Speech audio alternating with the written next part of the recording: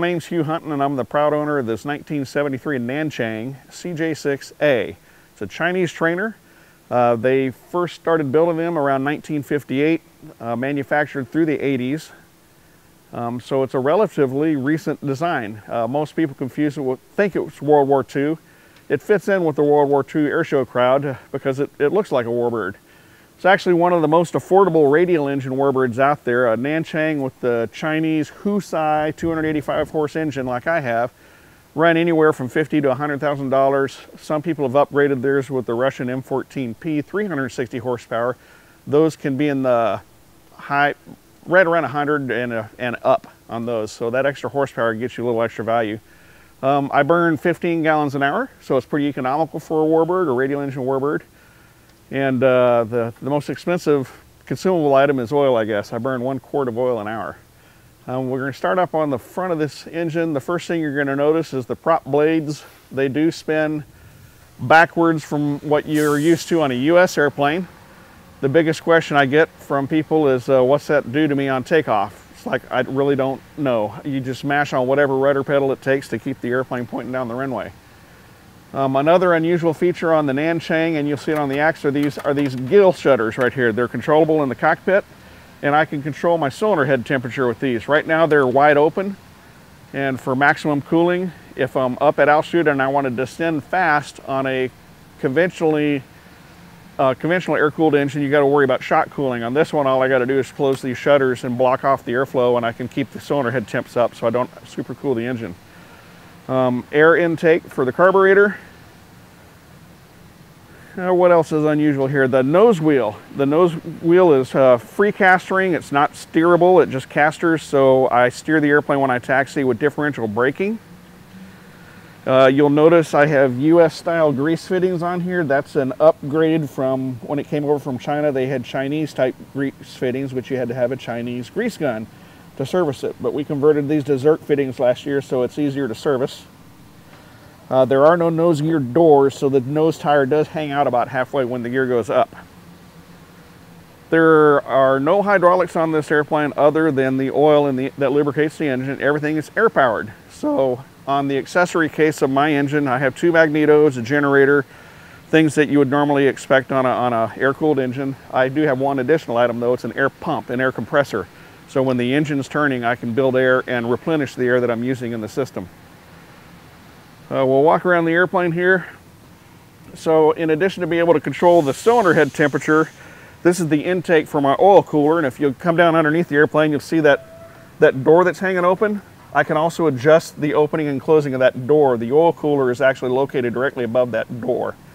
So I got long oil lines going up the fuselage to the engine. We'll look at the landing gear while we're down here. This is, if you're familiar with Citation jets, it's a trailing link landing gear.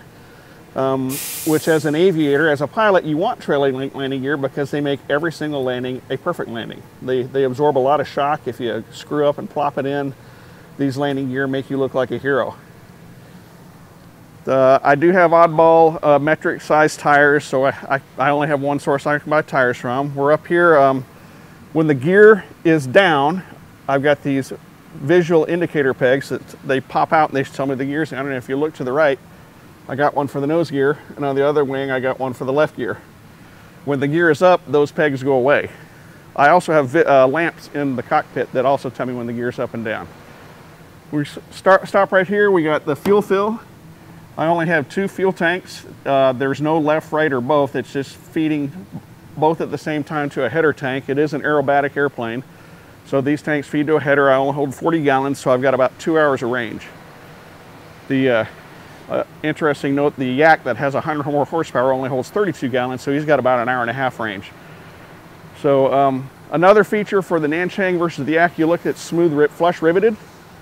If you look at a Yak, it's all got the bump head like Cherry Mac style rivets everywhere. So the Yak has got me in takeoff and climb performance, but in cruise performance, I'll walk past him because my airplane's more aerodynamic than a Yak.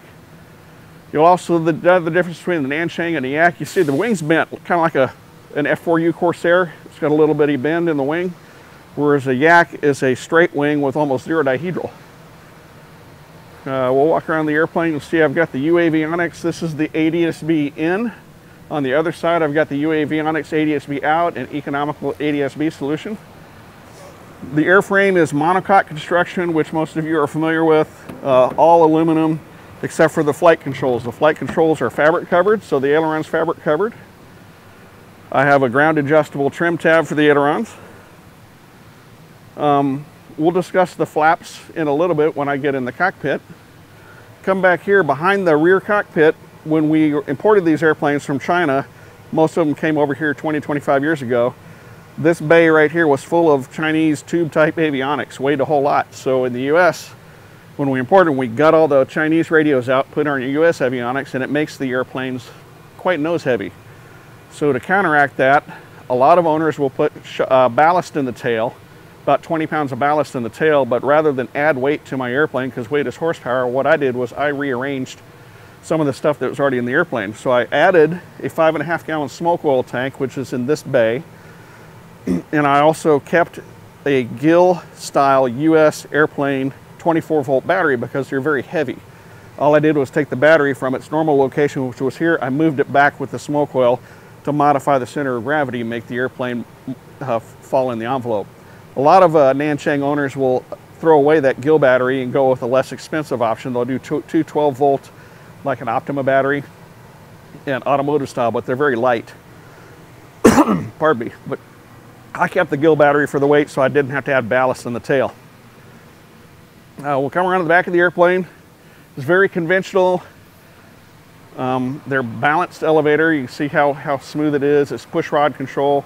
Again, fabric control or fabric control surfaces on the elevator, trim tabs, and fabric on the rudder. I have a ground adjustable trim tab for the rudder, and if you look at this carefully, it's biased towards lots of left rudder. Just remember, torque and P factor on the takeoff roll, I'm standing on the left rudder versus US aviators are used to standing on the right rudder. And this is actually adjusted for neutral stability in straight and level cruise flight where I don't have to step on a rudder pedal. We'll come around here. All Nanchang and Yak owners will have a scuba tank in their hangar for maintenance purposes. And if you're doing maintenance, gear swings and all that, and you're not running the engine, this port is where you can service the air. So it's been upgraded. We took out the Chinese fitting, put in a US style Schrader valve, and you'll connect a hose from your scuba tank to here and you can replenish the air in the system.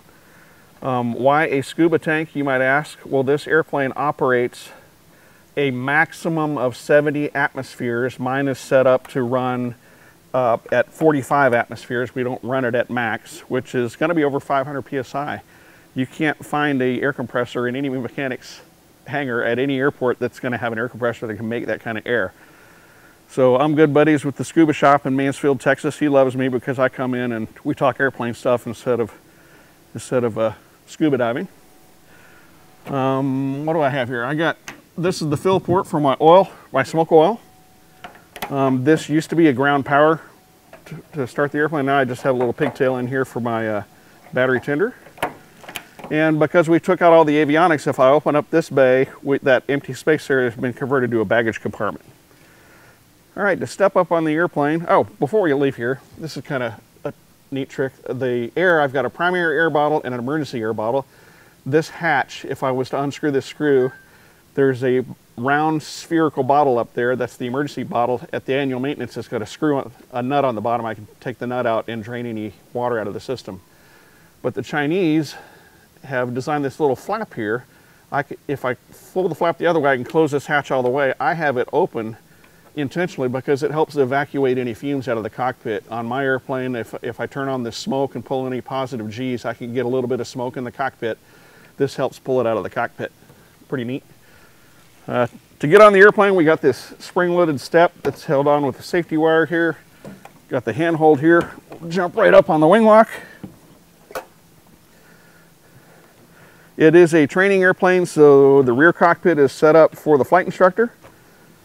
The front cockpit is for the student, and the flight instructor can do everything on the airplane except for start it. I've got parachutes sitting in mine because, again, it is an aerobatic airplane. In the cockpit, we have a row of switches: master, generator, ignition. I don't have impulse couplings on my mag. On this airplane, it's got what's called a shower of sparks to help the engine start. My gear lights, instrument power, turn and bank, and a lot of INOPS. I don't use the oil thinner. You can actually add fuel to the oil to thin it in really cold starts. And my oil temperature, I can read inlet or outlet temperature. And we're going to start on the far right of the cockpit. From the back to the forward, I got a primary. It's a typical primer like you find on an airplane. It's a plunger. It takes about 3 plunges to fill the bowl with fuel, you can tell. And to start my airplane, it takes 3 full shots of prime, whether it's hot or cold. You even prime it when it's hot. We move forward. These switches don't do anything. They're labeled INOP. This is the old original Chinese ADF receiver, and it's just there for looks. It doesn't do anything. Got my headset plug in. Remember, we talked about a main and emergency air bottle. If for some reason I develop a leak on the main air and I can't get the gear down, flip this handle over and open this valve. It's just a valve. Turn it counterclockwise and it'll open up the emergency air bottle, and it's plumbed directly to the landing gear, and it'll blow the gear down for me. And if there's any air left in the system, it will operate my brakes, which we'll talk about in a minute. I've got a mechanical fuel pump. I wobble that up to get fuel pressure on it before I prime it. Once the engine's running, I got an engine-driven fuel pump. So you can imagine if my engine-driven fuel pump quits in flight, I'm very busy because I'm pumping fuel and I'm flying and trying to use the brakes here. It would be quite interesting. We talked about the oil cooler door underneath the airplane, and this knob is how I can open and close that door. This gauge right here, it reads 50 atmospheres. That's how much air pressure is in my emergency bottle. And I have my great hangar neighbor 3D printed me this cool little headset holder. Got my avionics master switch. We've added a voice activated intercom, which in this noisy environment is very important. And I can manually adjust the squelch on that.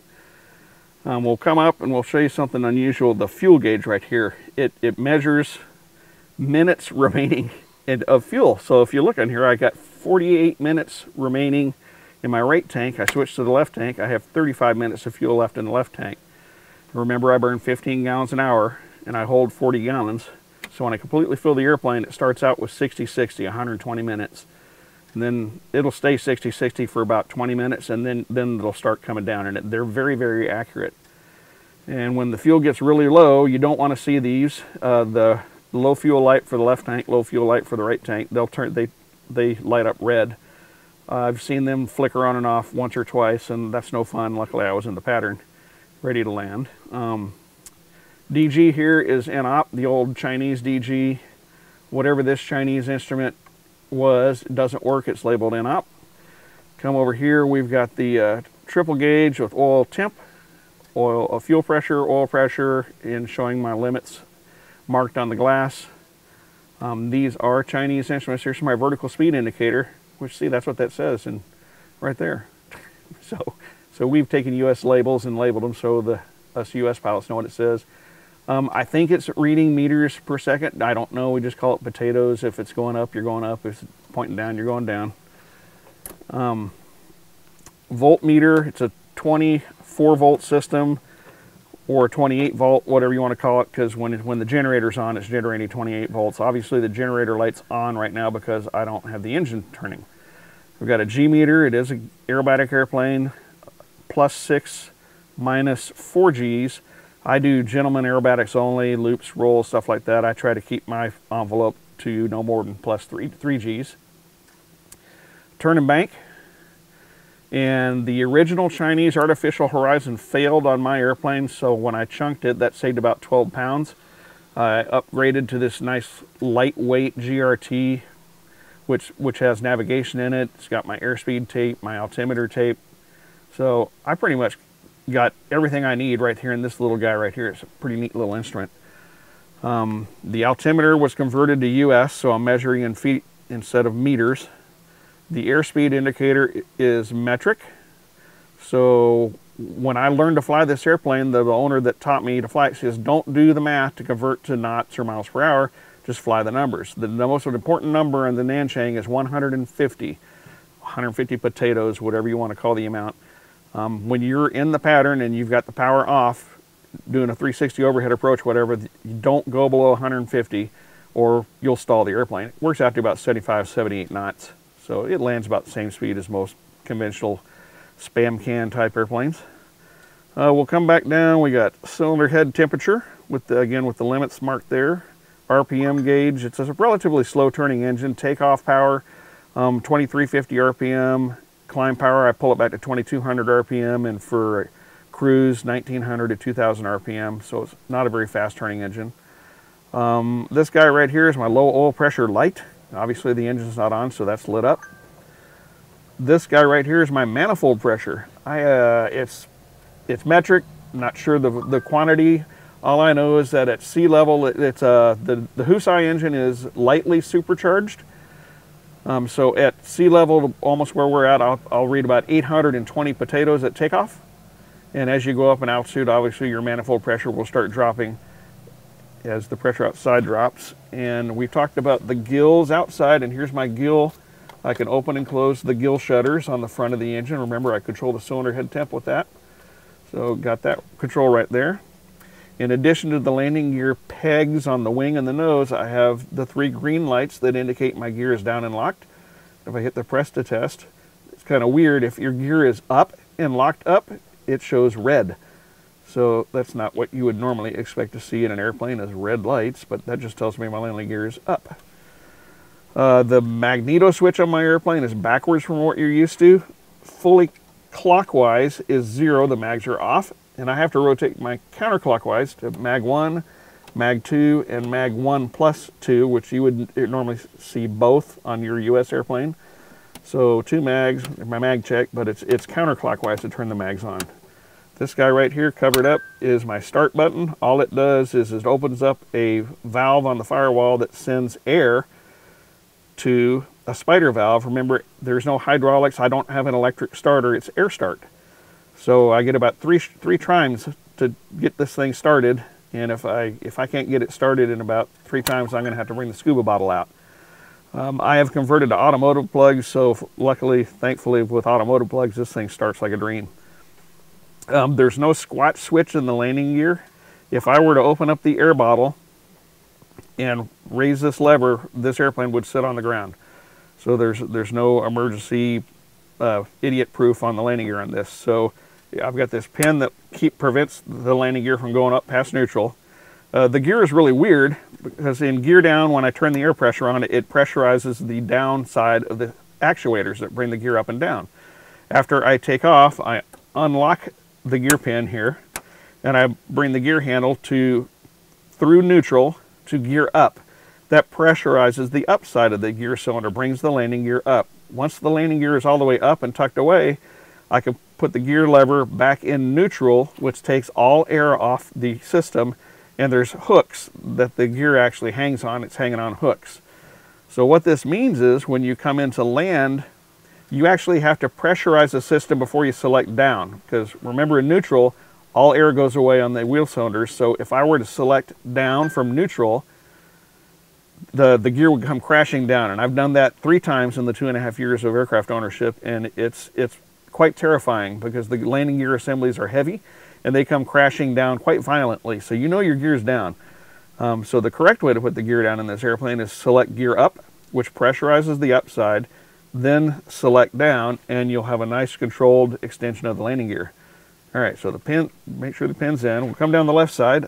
On the firewall, I have a master fuel shutoff. That's what this lever is. The fuel's on or off. So if you have a fire in flight, you can shut the fuel off and deal with it.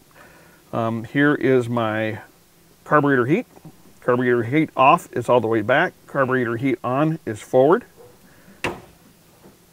There we go. My main air bottle, which if I turn my main air on, I got about 32 atmospheres in there. This is my elevator trim wheel. And the only indicator I have for the elevator trim, watch this light. I usually run it all the way up and about 10 turns down. See the green light come on? That means that's takeoff trim.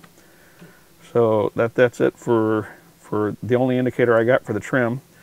We'll come back to the throttle quadrant. I've got the prop control, prop forward, which is high RPM, back is low RPM, so that's conventional to what you would expect for an airplane with a controllable prop. I got my throttle here, forward, aft.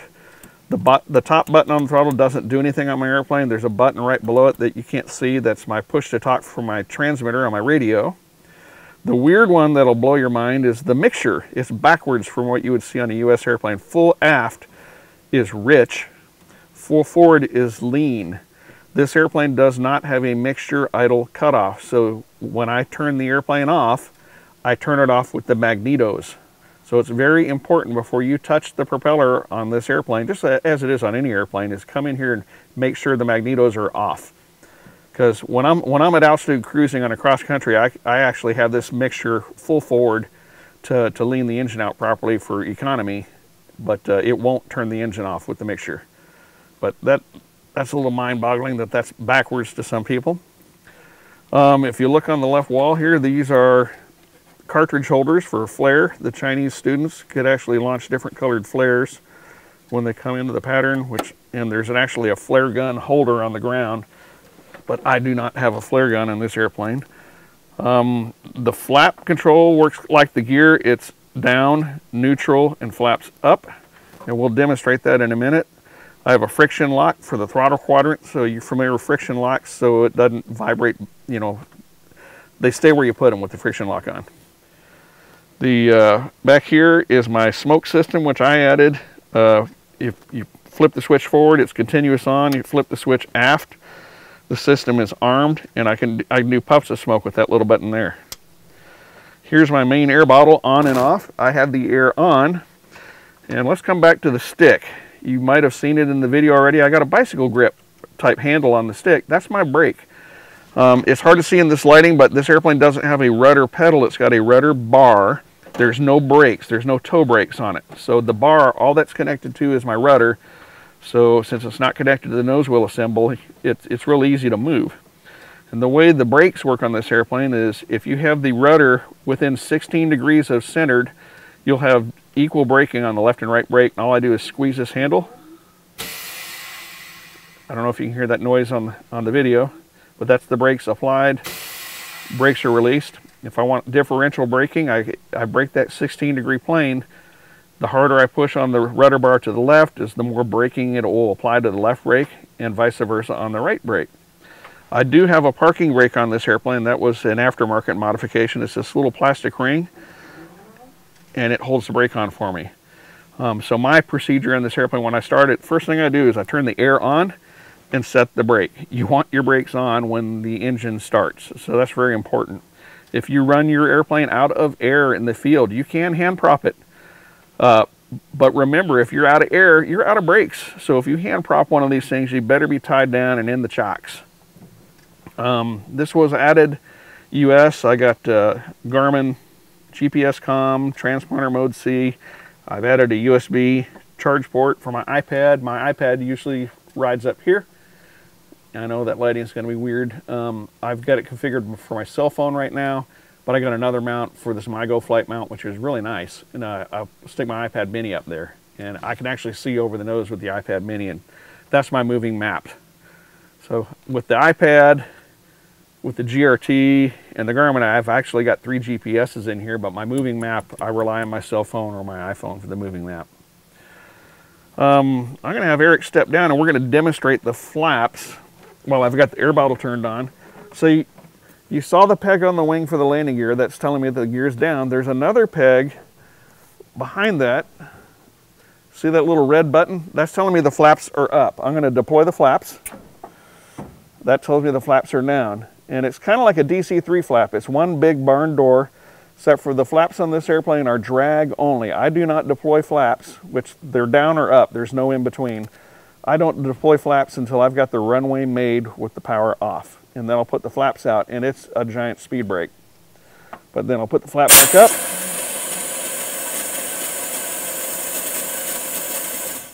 And there you go. And then I put the flap position, the flap handle in neutral. And that's it. And if I'll have Eric step in the back cockpit, I'm going to leave the master switch on to show you what a Chinese, this is really weird. The Artificial Horizon, this is the original one in the back seat. It's Chinese. I actually had to power it up. It's electric. You hear the generator come on. Now check this out. The sky is brown in the Chinese and Russian Artificial Horizons. So the sky is brown, the ground is this bluish green. So that a pilot that's normally used to a US style Artificial Horizon is going to get in this and go, what the heck?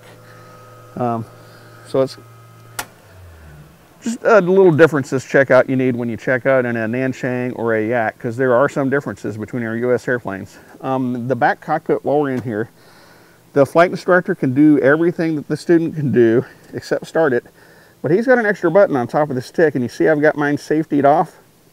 That button is a gotcha button. If the flight instructor were to mash that in, it releases all pressure from the brakes.